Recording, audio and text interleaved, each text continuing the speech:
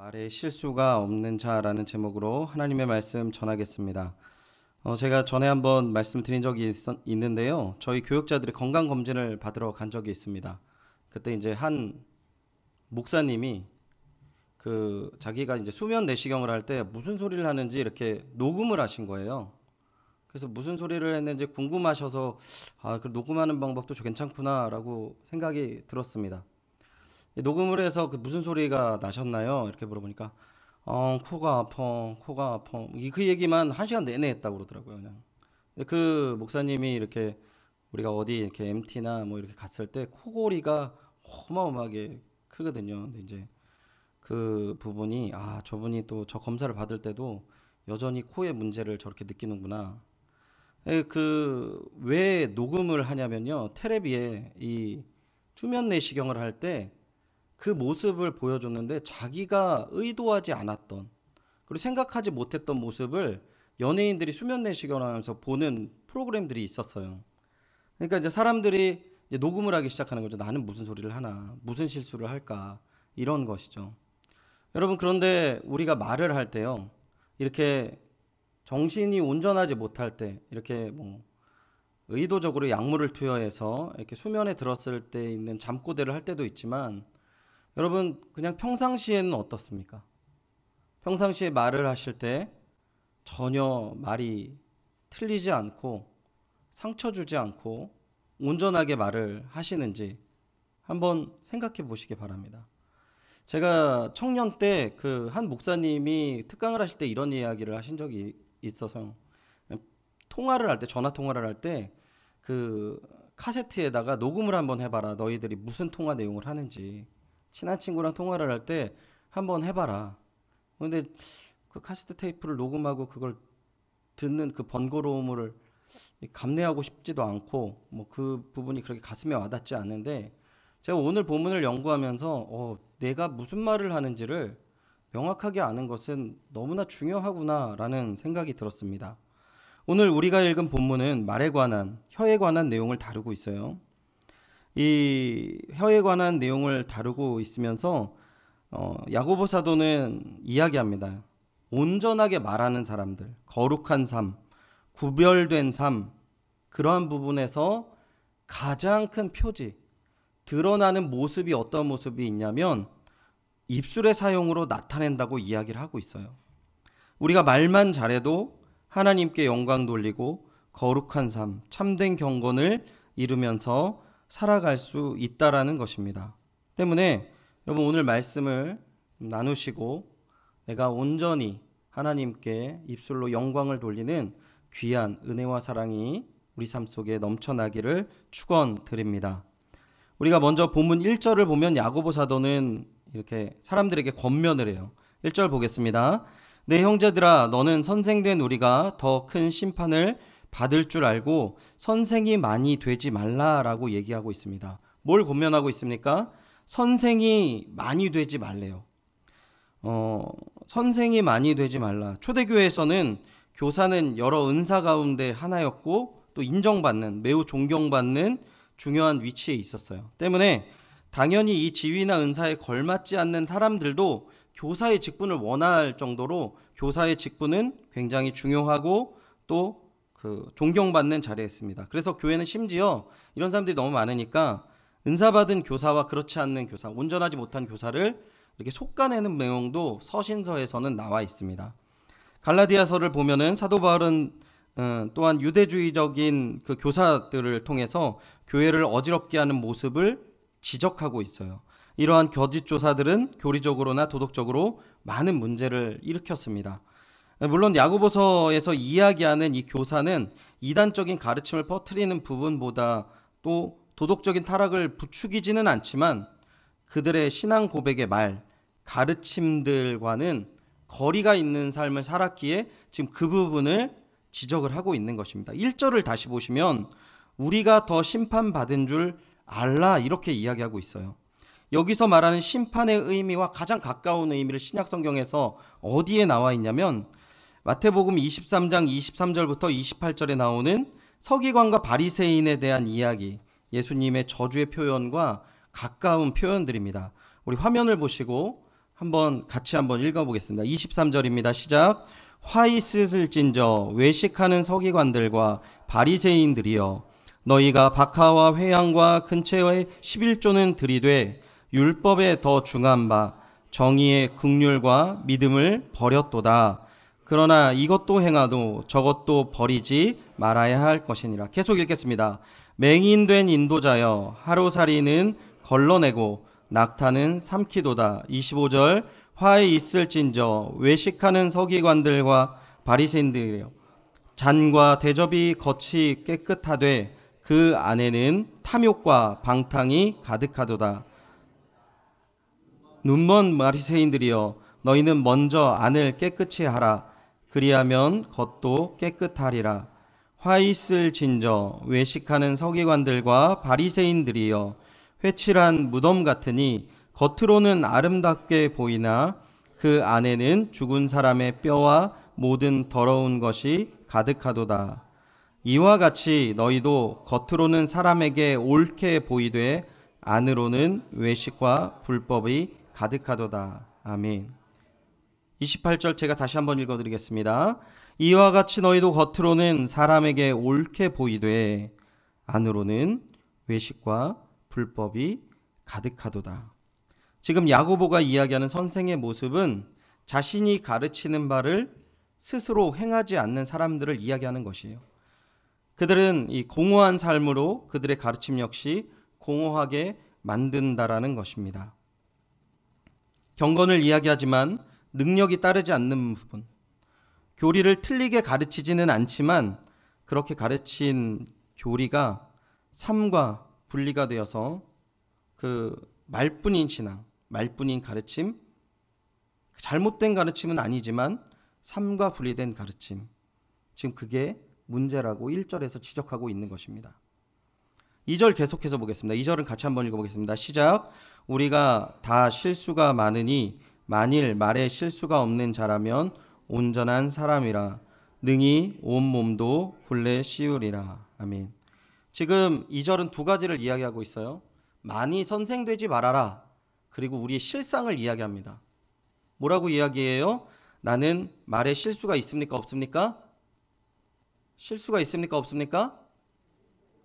예, 감사합니다. 난 없어. 이렇게 얘기하면 어떻게 하나 되게 조마조마했는데 있어요. 이렇게 얘기하시니까 참 감사합니다. 우리는 연약해서 말에 실수를 해요. 너무 많이 한다라고 성경이 이야기합니다. 그래서 뭐라고 합니까? 다른 부분을 또 한 가지를 이야기해요. 그런데 만일 말에 실수가 없는 사람이면 온전한 사람이야. 이렇게 이야기합니다. 여기서 온전하다라는 것은 거의 완전하다라는 뜻과 의미를 같이 해요. 그리고 또 한 가지 표현을 합니다. 능히 온몸도 굴레 씌우리라. 굴레를 씌운다는 것은 묶는다라는 의미가 있거든요. 그러니까 이게 무슨 말이냐면 온몸에 하는 행동이 다 제어될 수 있어. 하나님께 영광 돌릴 수 있어. 뭐만 잘하면요? 말만 온전하면. 그러니까 우리 말만 잘하면 장땡이라는 겁니다. 장땡이라는 표현 좀 안 좋은 표현인가요? 말만 잘하면 최고라는 거죠. 말만 잘하면 하나님께 영광 돌리고 말만 온전하면 다 된다라는 것이에요. 그런데 이 이야기를 들으면 아니 봉사활동도 하고 내가 예배도 열심히 드리는데 말만 잘하면 다 하나님께 영광 받아? 이렇게 생각할 수 있다는 것이죠. 그리고 그에 대한 생각, 좀 과한 거 아니냐라는 생각으로 이렇게 반론을 제기하는 사람들에게 지금 야고보 사도가요 3절과 5절 그러한 반론에 대한 대답으로 이야기하고 있습니다. 3절 보겠습니다. 우리가 말들의 입에 재갈 물리는 것은 우리에게 순종하게 하려고 그 온몸을 제어하는 것이다. 이렇게 얘기합니다. 크고 건강한 말, 여기서 말은 타는 말을 이야기하고 있습니다. 그 말을 제어하기 위해서 말에게 뭘 한다고요? 재갈을 물린다는 겁니다. 여러분, 제가 제주도에 가서 말을 평생 딱 한 번 타봤습니다. 15분 동안 타봤어요. 걱정되는 게 두 가지가 있었는데 처음에는 제가 너무 무거워서 말이 못 가면 어떻게 하나 이런 생각이 들었었고 또 하나는 저는 말을 타본 적이 없거든요. 근데 분명히 거기서 그분들이 뭐라 그러냐면 걱정하지 마십시오. 말이 선생님이 원하는 대로 갈 겁니다. 근데 제가 놀랍게도 그 말이 내가 원하는 대로 가더라고요. 이게 물론 뭐 이렇게 막 장군 모습처럼 막 달리진 않았는데 이렇게 또각또각 걸어가는데 제가 이렇게 오른쪽으로 끌면 오른쪽으로 가고 왼쪽으로 끌면 왼쪽으로 가더라고요. 근데 그럴 수 있는 게 뭡니까? 그 입에 방향을 향하는 그 재갈을 물리니까 그 큰 말도, 저처럼 뚱뚱한 사람도 태울 수 있는 큰 말도 이렇게 내가 원하는 대로 갈 수 있다. 지금 예를 들어서 이야기하는 것이죠. 4절 보겠습니다. 4절에는 또 배를 보라. 그렇게 크고 광풍에 밀려가는 것들을 지극히 작은 키로 사공의 뜻대로 운행하니. 배를 보면은 위험이 있어요. 광풍이 불려서 내가 원하는 대로 가지 못하고 광풍으로 인해서 파손될 수 있지만 무엇으로 인해서 온전하게 그 길을 갈 수 있다라고 이야기합니까? 뭘로 인해서요? 작은 키. 작은 키로 인해서 온전히 갈 수 있다는 것입니다. 여러분, 하나님이 우리 입술 가운데 큰 중심을 두셨어요. 우리가 믿음의 길을 걸어갈 때 잘못 가고 위기가 있고 어려움이 있을 때 뭐만 잘하면 잘 갈 수 있다고요? 말만 잘하면 잘 갈 수 있다는 겁니다. 이거 얼마나 대단한 겁니까? 그리고 마지막으로 야고보 사도가 더 강조해요. 5절 보겠습니다. 이와 같이 혀도 작은 지체로 돼 큰 것을 자랑하도다. 똑같다. 혀도 작지만 큰 것을 자랑하다. 혀에게 큰 영향력, 큰 힘이 있다. 이 얘기를 합니다. 그리고 무엇을 이야기합니까? 보라, 얼마나 작은 불이 얼마나 많은 나무를 태우는가. 이렇게 이야기합니다. 여기까지 이야기하면 여러분, 제가 말씀을 이렇게 마치면 돼요. 여러분, 좋은 말만 사용하십시오. 나쁜 말 하면 안 돼요. 신앙생활 잘하려면 좋은 말만 하면 하나님께 영광 돌리고 다 됩니다. 아멘하고 끝나면 되는 거죠. 그런데 문제가 있어요. 우리가 읽어보지 않았지만 제가 6절까지 읽었거든요. 여러분 6절을 읽으실 때 이게 긍정적인 내용 같습니까? 부정적인 내용 같습니까? 6절 다시 한번 제가 읽어드릴게요. 혀는 곧 불이요 불의의 세계라. 혀는 우리 지체 중에 온몸을 더럽히고 삶의 수레바퀴를 불사르나니 그 사르는 것이 지옥불에서 나느니라. 여러분 긍정적으로 이야기하는 것 같습니까? 부정적으로 이야기하는 것 같습니까?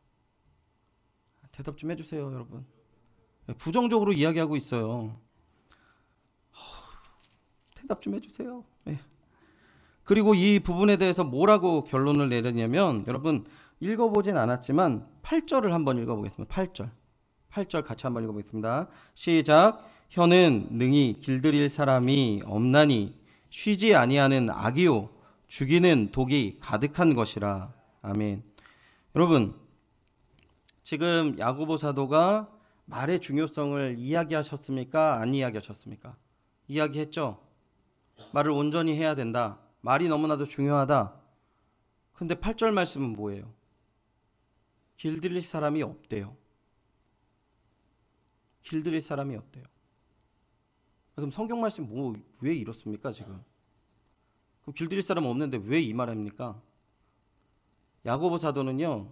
이 부분을 이야기하면서 우리의 실존적인 모습, 구원받은 우리가 어떠한 모습인지를 더 깊이 있게 이야기를 해주고 있는데요.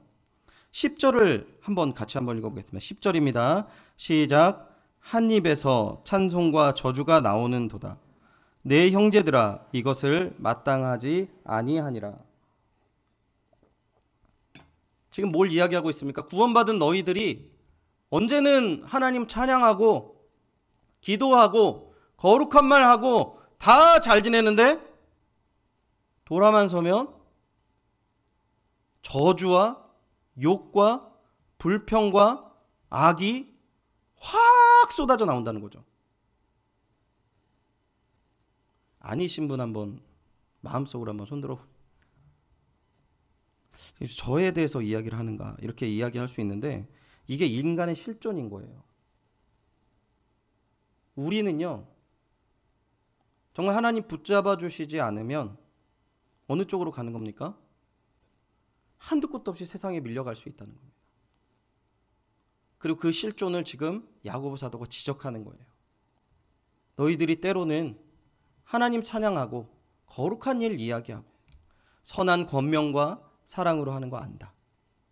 그런데 그 입으로 다른 때는 어떻게 하지?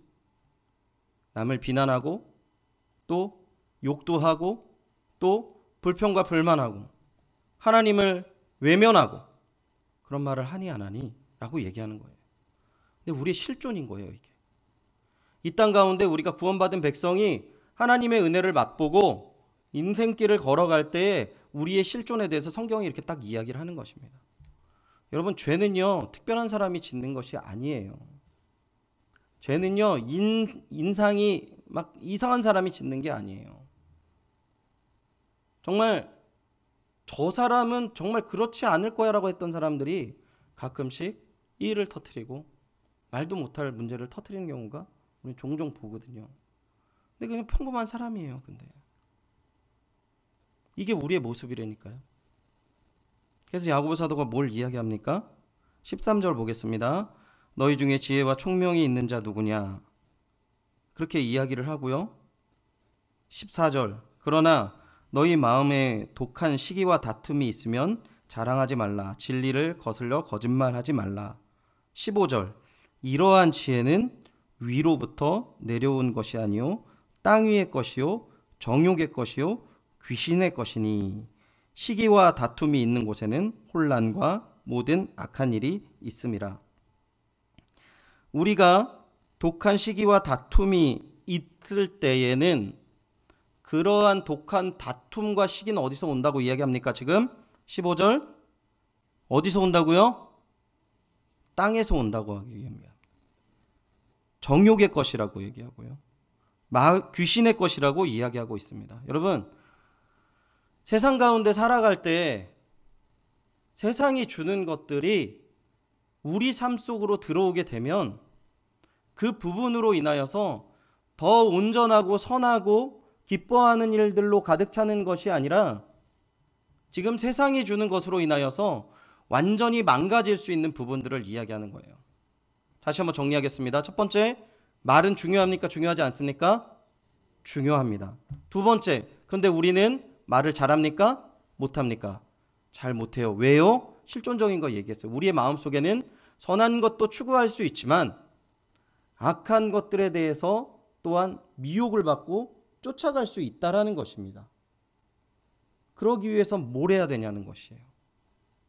그런 모습을 봤을 때 17절, 18절 마지막으로 함께 읽어보도록 하겠습니다. 17절, 18절입니다. 시작. 오직 위로부터 난 지혜는 첫째는 성결하고 다음에 화평하고 관용하고 양순하며 긍휼과 선한 열매가 가득하고 편견과 거짓이 없나니 화평하게 하는 자들은 화평으로 심어 의의 열매를 거두느니라. 아멘. 이러한 귀한 은혜와 사랑이 가득하시기를 축원드립니다. 어떻게 얻을 수 있다고요? 위로부터 지혜를 얻을 때 얻을 수 있다는 것입니다. 여러분, 제가 몇 번 말씀드렸어요. 부끄럽게도 제가 이제 아이를 양육하고 인생길을 이렇게 걸어가면서 중년이 되니까 이렇게 예전에는 중요하지 않았던 것들이 중요하게 보일 때가 있어요. 예전에는요, 중요하지 않았어요. 내가 어떻게 사는 것이. 교회라는 게 너무 기뻤고 교회에서 모든 사역들을 감당하고 다음 세대가 세워지고 부흥되는 부분에 대해서 감사와 기쁨이 늘 흘러넘쳤습니다.